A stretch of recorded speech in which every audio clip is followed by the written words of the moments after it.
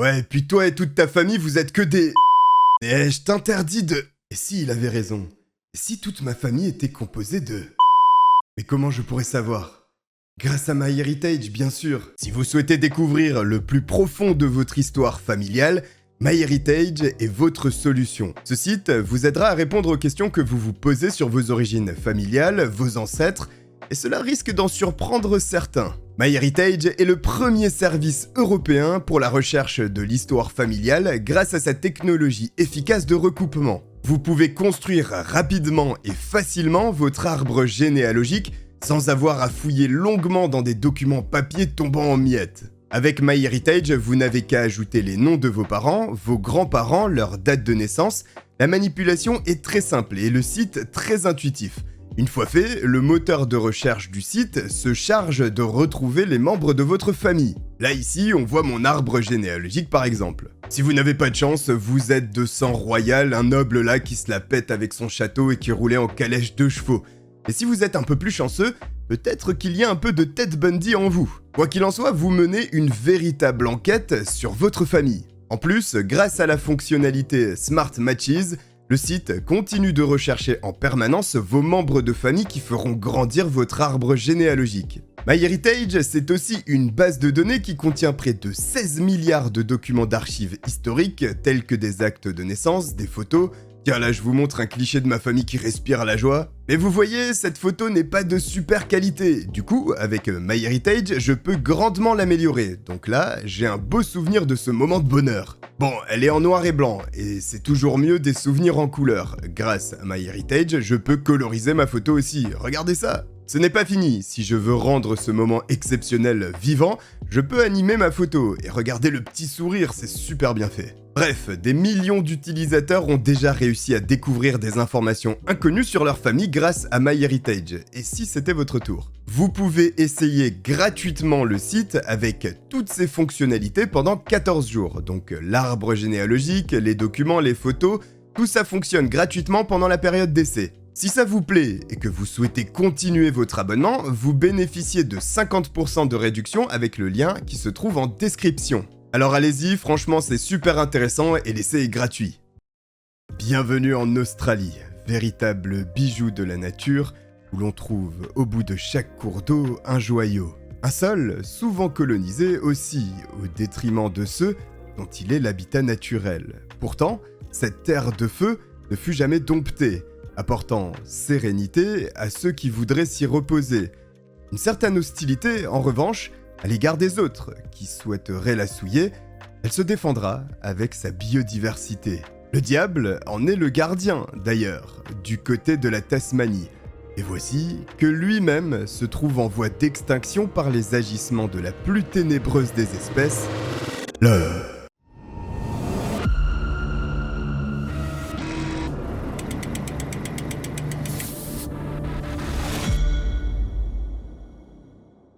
Nous voici sur la côte est de l'Australie durant l'année 1996, non loin de la ville de Sydney, distante d'une centaine de kilomètres seulement.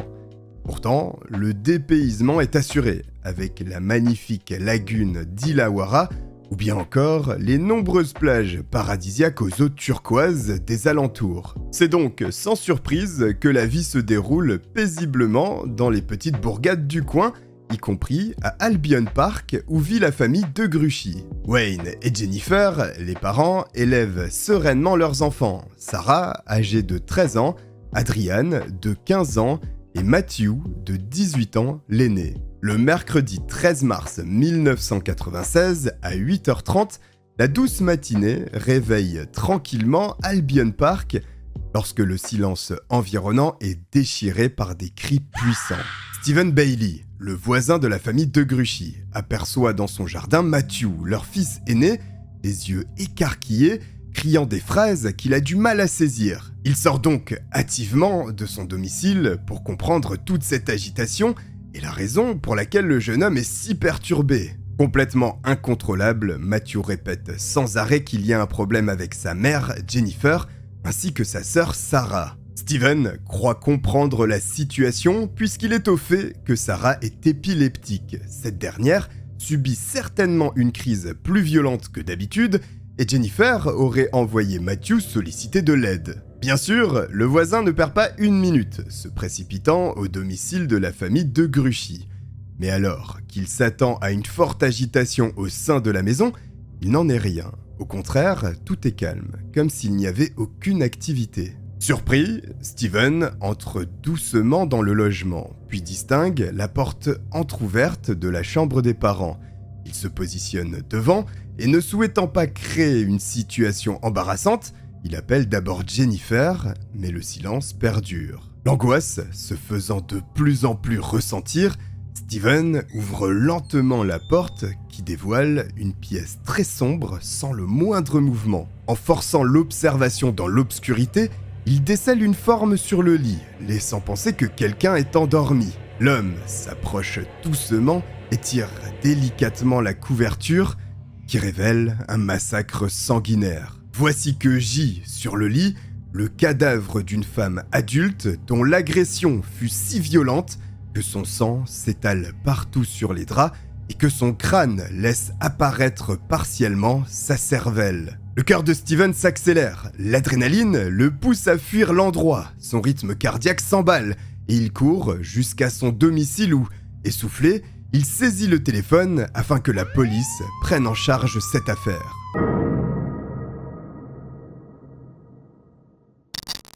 Les secours arrivent très rapidement sur place. Des ambulanciers, dans le cas où des personnes présentes dans la maison nécessiteraient des soins.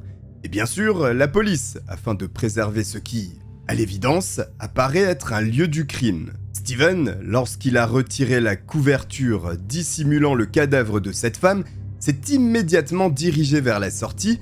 Cependant, dans une autre pièce, une autre chambre, se trouvait encore une dépouille, celle d'une adolescente dans un état tout aussi catastrophique que la première victime. Malheureusement, le compte ne s'arrête pas à ces deux pauvres personnes, puisque les officiers de police qui parcourent l'horreur de la maison tombent nez à nez avec un troisième cadavre situé dans le garage du domicile. Les policiers présents sur place, par déduction, pensent qu'il s'agit des membres de la famille de Gruchy, notamment Jennifer et les enfants Sarah ainsi qu'Adrian. Malgré tout, l'état des dépouilles étant si épouvantable, il est impossible de confirmer ou d'infirmer la théorie des agents. Cependant, avec des échantillons de sang récoltés sur les victimes, il est avéré effectivement que ce sont là les trois membres de la famille de Gruchy. Matthew de Gruchy, qui est venu solliciter l'aide de son voisin Steven Bailey, est à l'extérieur de la résidence avec les secours. Il est à l'évidence en état de choc, en larmes et tient des propos confus. Il est donc conduit rapidement à l'hôpital pour être pris en charge. Dans le même temps, les enquêteurs poussent les investigations sur le lieu du massacre, débutant par la chambre de Jennifer. La couverture du lit est remontée. Sur la table de chevet, il y a une paire de lunettes qui semble permettre à Jennifer de lire. Pour les enquêteurs, elle était vulnérable au moment où l'agresseur s'est jeté sur elle. Ils estiment, vu sa position et les objets présents dans la pièce, qu'elle s'est assoupie peu de temps avant l'attaque. Une chose à noter est que, malgré la violence des coups portés, les projections de sang ne sont pas comparables à ce qu'elles auraient dû être lors d'une agression de cette envergure. Pour le médecin légiste, l'explication derrière ce phénomène est qu'un objet, comme un coussin, a été intercalé entre l'arme et le crâne de Jennifer. L'auteur de la féroce attaque savait que, de cette manière, il limiterait les éclaboussures de sang et donc les indices. Les techniciens de la police scientifique, cependant, parviennent à détecter de petites éclaboussures au niveau de la tête de lit ainsi que sur les murs. Ils remarquent aussi, sur le sol, que des morceaux de moquette sont manquants, comme s'ils avaient été découpés. Une nouvelle fois, selon eux, il s'agit d'une volonté de l'agresseur de dissimuler des éléments de preuve. La maison étant dans un état relativement neuf, il n'y a aucune raison pour que la moquette de la chambre soit dans un tel état de délabrement. Les enquêteurs s'intéressent désormais à la seconde victime qui se trouve dans l'autre chambre, la jeune Sarah de Gruchy, qui vient de perdre la vie à 13 ans seulement. L'attaque de la jeune sœur est peu ou prou similaire à celle qu'a subie sa propre mère. elle aussi est méconnaissable du fait de la férocité des coups assénés au niveau de son visage. Son lit également est recouvert de sang, à l'instar des événements qui se sont déroulés dans la chambre de sa mère. Il semblerait qu'elle aussi ait connu une attaque surprise. Si les enquêteurs envisagent cette théorie, c'est parce qu'à côté du lit de l'adolescente se trouve un Walkman, un petit objet qui permettait, à l'époque, d'écouter des cassettes audio. Sarah aurait été occupée à profiter de sa musique lorsque son assaillant se serait jeté sur elle. Notez que dans ce cas aussi, les éclaboussures de sang sont minimes, contrastant avec la violence des coups. Dans cette chambre se trouve un oreiller qui, a priori, n'a pas sa place parmi les affaires de Sarah. L'objet est entièrement recouvert de sang.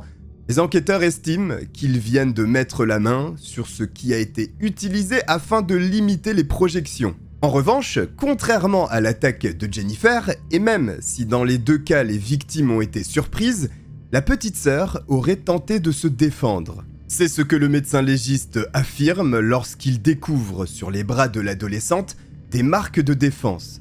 Les ecchymoses sont particulières puisque leur forme est rectangulaire. À présent, les officiers de police se concentrent sur la troisième victime, Adriane. Son corps est retrouvé dans le garage. Tout comme dans le cas de sa mère et de sa sœur, il apparaît avoir été surpris lors de son agression. Il semble qu'il travaillait sur un objet en bois lorsqu'il a été frappé par derrière, toujours au niveau du crâne, sans pouvoir se défendre et de manière si brutale que ses dents sont éparpillées autour de lui, parfois à plusieurs mètres. Sur le plafond du garage, la police remarque des traces de sang et ces traces leur font conclure qu'Adriane est le dernier membre de la famille à avoir été tué avec la même arme qui a retiré la vie à sa mère et sa sœur. Pour les enquêteurs, vu la quantité de sang se trouvant au plafond, cela signifie que l'arme utilisée afin d'attaquer le jeune homme était déjà ensanglantée.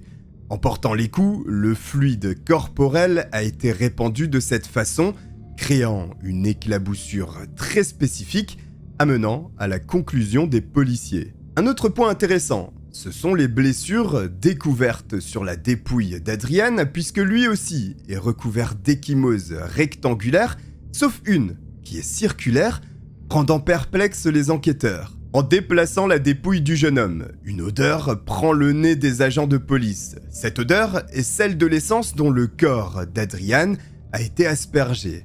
Ils n'auront pas à chercher bien loin pour découvrir d'où provient le produit inflammable, puisque dans le garage, il y a un bidon rouge permettant de stocker de l'essence. Celui-ci est encore ouvert et contient le liquide. Évidemment, pour les enquêteurs, c'est une tentative de l'agresseur de faire disparaître des preuves, le feu étant l'un des meilleurs moyens dans cette optique. Simplement, pour une raison inconnue, l'individu n'est pas allé au bout des choses. L'équipe scientifique de la police, qui parcourt la maison à la recherche du moindre élément, trouve du sang dans le garage, mais ce sang est mélangé à de l'eau, laissant suggérer que l'auteur du crime aurait tenté de faire disparaître toute trace d'hémoglobine. Désormais, la grande question est, qui a bien pu commettre un acte si horrible ?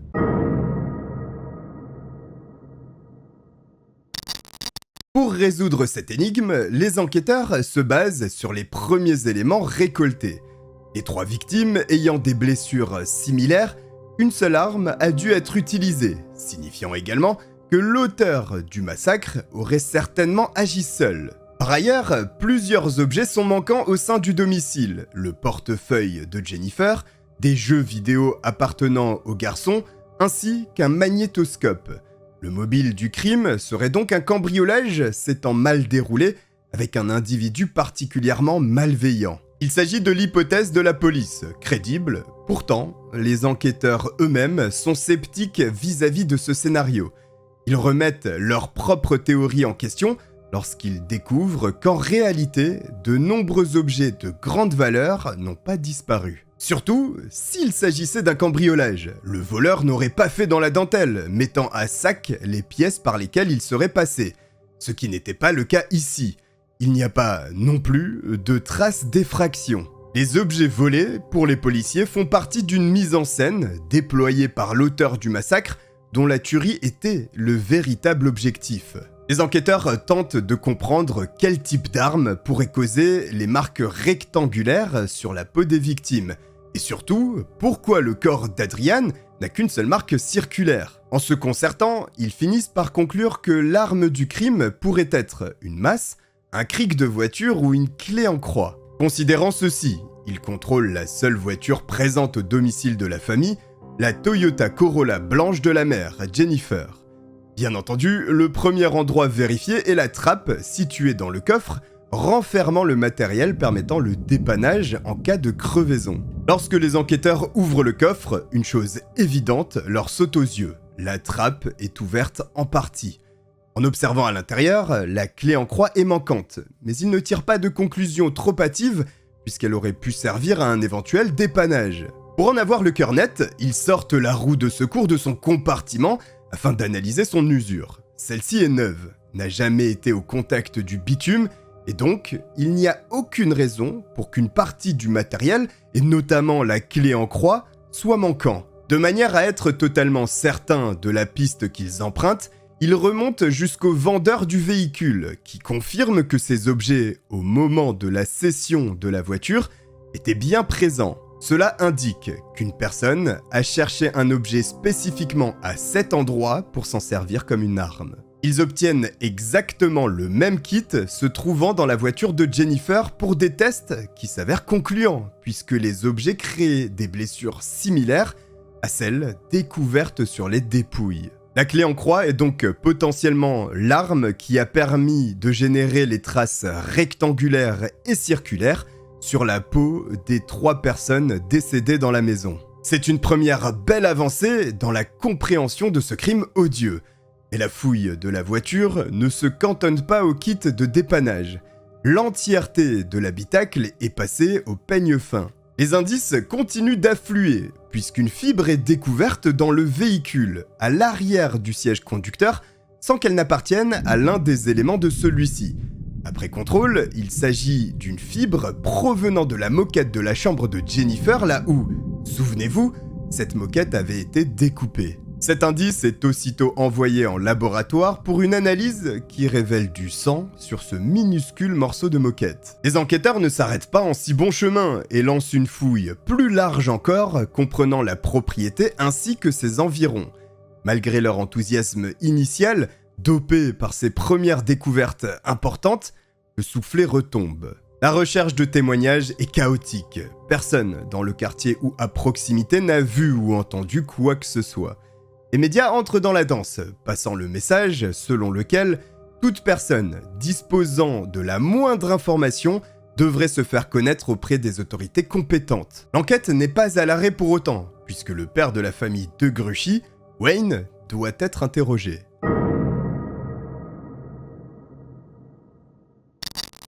Wayne de Gruchy, au moment des meurtres, est à plus de 100 km de son domicile dans la ville de Sydney. Bien entendu, il est immédiatement rentré à l'annonce des événements horribles qui ont touché sa famille. Tandis que les jours s'écoulent suite au drame, la police concentre son attention sur le père de famille.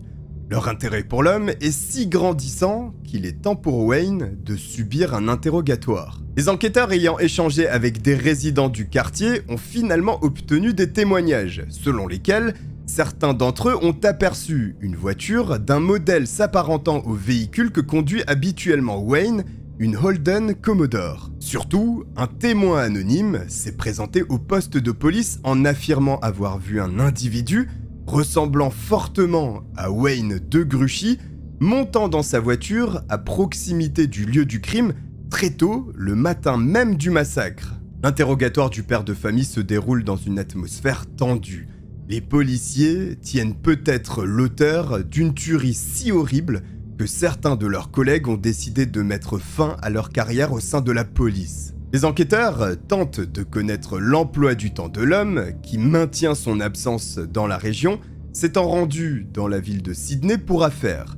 Il aurait passé la journée entière à jouer au golf avec des amis avant de se rendre chez ses parents dans la soirée. Malgré ces explications, un doute subsiste. Les agents se lancent dans une vérification des propos tenus par Wayne. Ils questionnent alors ses amis, ainsi que ses parents, Dans les deux cas, les policiers obtiennent une confirmation des dires de l'homme. Simplement, le doute ne quitte pas les enquêteurs qui suspectent une mise en scène du père qui aurait pu tout prévoir afin d'élaborer un alibi solide. Serait-il parvenu à planifier les meurtres dans des délais si précis qui lui auraient permis de faire l'aller-retour et de se construire une justification ? C'est une théorie à laquelle s'accrochent les enquêteurs, mais qui sera mise à mal lorsque le médecin légiste annoncera l'heure du crime qui aurait eu lieu entre 20h et 1h du matin. Une fourchette incompatible avec les trajets réalisés par Wayne de Gruchy. Sa voiture, par ailleurs, était immobilisée dans un garage pour des réparations, ce qui dédouane définitivement Wayne, renvoyant l'enquête à la case départ par la même occasion. Quoique, même si Wayne est désormais hors de cause, il reste une dernière piste, celle de Matthew de Gruchy. Les officiers de police sont cependant sceptiques quant à sa culpabilité et se doivent de vérifier. L'aîné de la famille est lui aussi conduit au poste pour subir un interrogatoire. Les mêmes questions qu'à son père lui sont posées, concernant principalement son emploi du temps. Depuis la découverte des cadavres de sa mère, sa sœur et son frère, Matthew a récupéré de la puissante charge émotionnelle qui l'avait affecté mentalement. Désormais, le voici très calme face aux policiers, indiquant que le soir des meurtres, il se trouvait chez sa petite amie Alyssa Brindley. La dernière fois qu'il avait vu les membres de sa famille vivants était la veille avant de partir. C'est en rentrant le lendemain matin qu'il a découvert le massacre, qui lui a valu une hospitalisation. Les enquêteurs ne font pas les choses à moitié, se lançant dans la vérification des dires de Matthew. Lorsqu'ils discutent avec la famille Brindley, et notamment Alyssa, ces derniers confirment la version de Matthew, selon laquelle son petit ami aurait passé la nuit chez elle. Une bien mauvaise nouvelle pour l'enquête qui semble s'enliser et se diriger vers un mystère insoluble, et pourtant...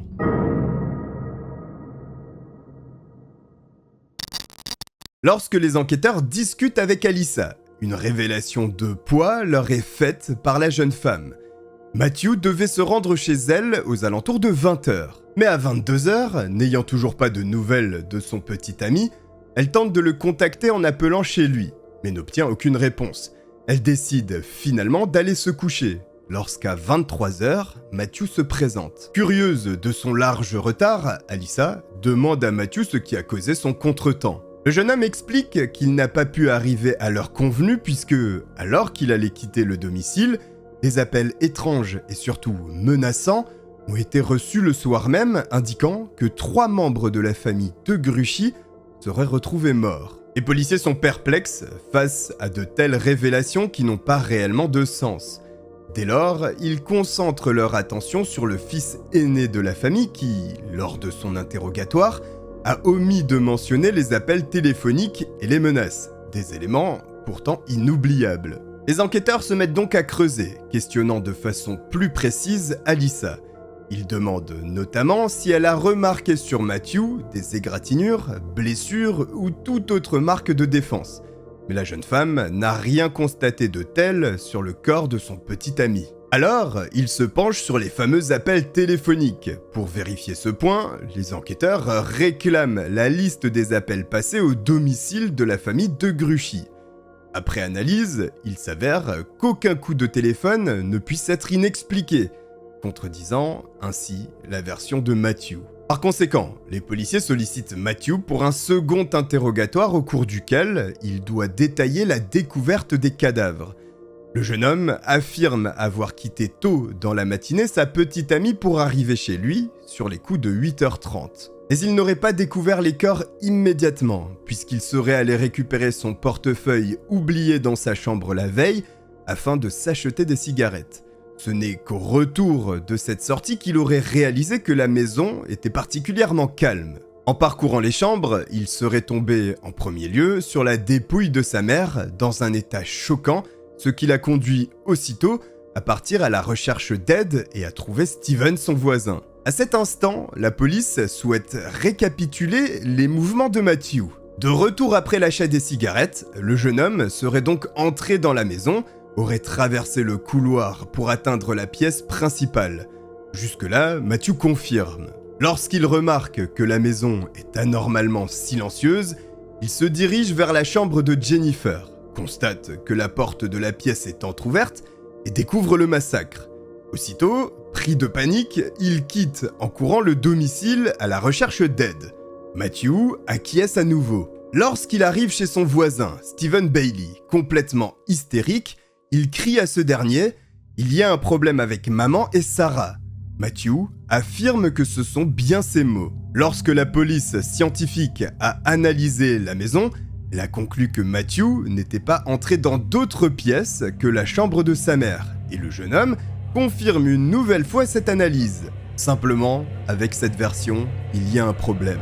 Comment, alors qu'il est entré uniquement dans la chambre de sa mère, aurait-il pu savoir que sa sœur, elle aussi, avait été victime de l'attaque? Puisque ce sont les mots prononcés aux voisins. Il y a un problème avec maman et Sarah. Les policiers attendent la justification de Matthew sur ce point.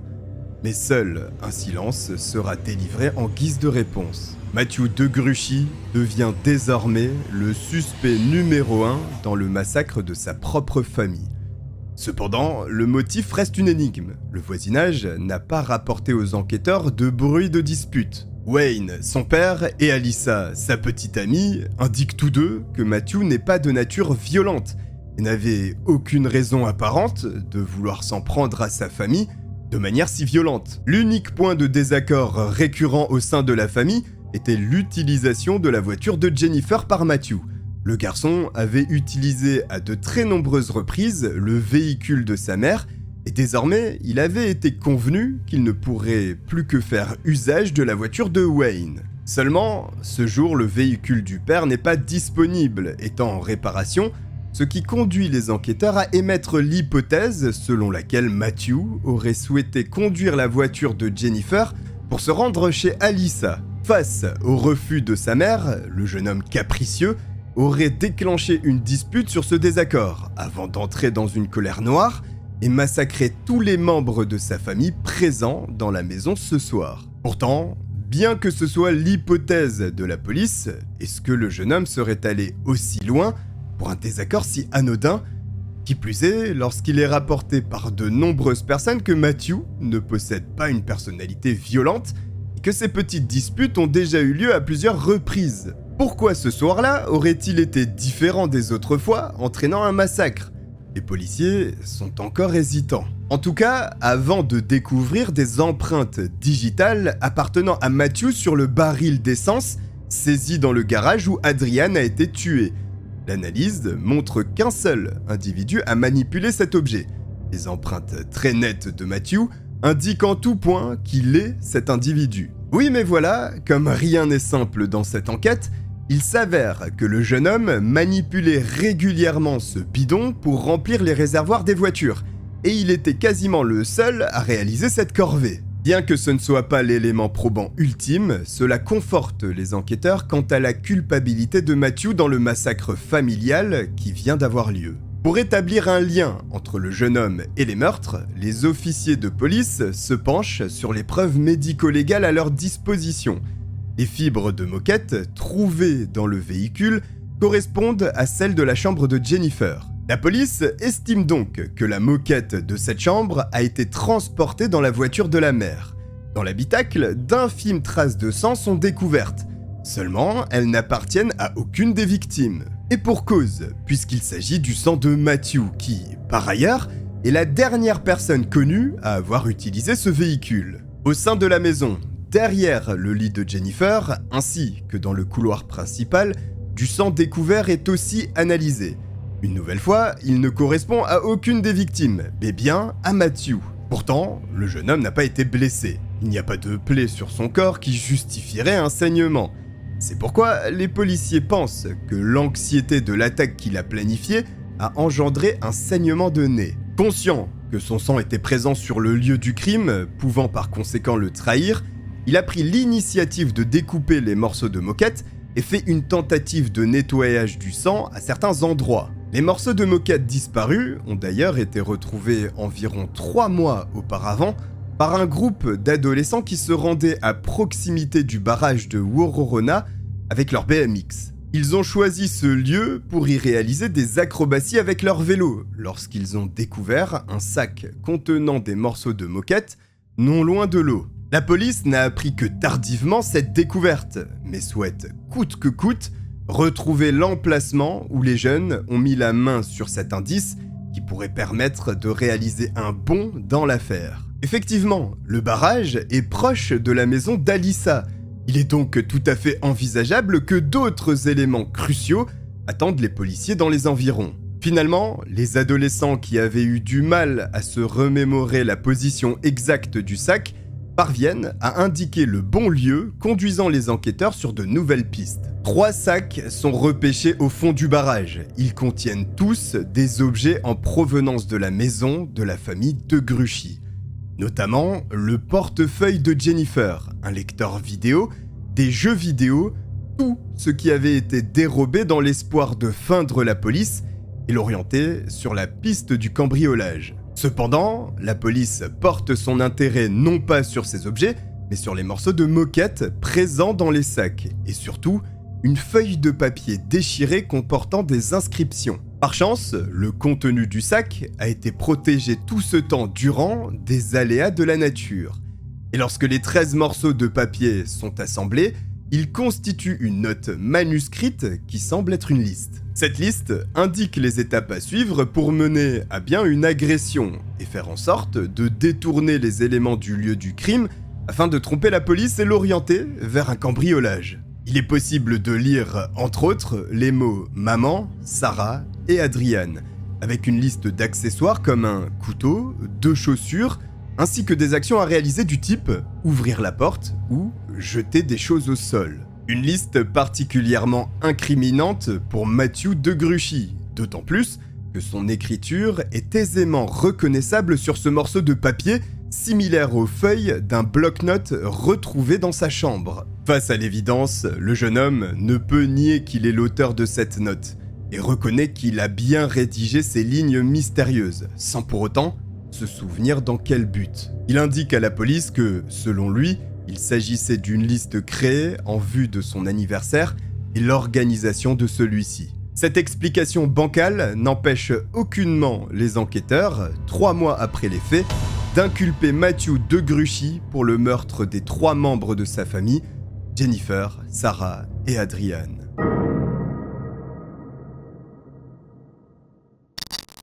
Au cours du procès, le procureur expose les faits tels qu'ils se sont déroulés selon les enquêteurs, en se basant principalement sur les indices récoltés tout au long de l'enquête. Notez que, malgré des éléments qui pourraient paraître à charge contre Matthew, aucune arme du crime n'a été découverte, compliquant la tâche de l'accusation. Par conséquent, le procureur explique au jury que Matthew a sauvagement massacré les 3 membres de sa famille dans une attaque violente à l'aide d'un objet contondant. Dans la foulée des meurtres, le jeune homme aurait tenté de maquiller son acte sordide en cambriolage avant d'aller chercher son voisin Stephen Bailey en prononçant la fameuse phrase « Quelque chose ne va pas avec maman et Sarah ». L'accusation, pour convaincre le jury de la culpabilité de Matthew dans cette affaire, appuie sur le fait que le jeune homme avait pu apercevoir uniquement le cadavre de sa mère. Il était donc censé ignorer que sa sœur aussi avait subi une agression. Le sang appartenant à Matthew, retrouvé sur le lieu du crime, les empreintes digitales prélevées sur le bidon d'essence, et bien entendu la note manuscrite sont des éléments mis en avant par l'accusation. D'autant plus que, s'agissant de cette dernière preuve, le jeune homme reconnaît être l'auteur de ces lignes rédigées sur ce bout de papier, et que ces objets sont découverts à proximité de la maison d'Alyssa, la petite amie de Matthew. Des preuves intéressantes et à charge contre l'aîné de la famille de Gruchy, mais la défense oppose des réponses à ce qui est avancé par le procureur, notamment s'agissant du sang retrouvé sur le lieu du crime, puisqu'il est expliqué que Matthew a déjà saigné au sein de la maison, ce qui rend impossible la démonstration selon laquelle le sang prélevé sur le lieu du crime date de cette fameuse nuit, empêchant de prouver aussi la présence du jeune homme ce soir-là. Et l'absence de blessure, confirmée par les propos d'Alyssa, va en ce sens. La défense présente aussi plusieurs témoignages sur le comportement et la personnalité de Matthew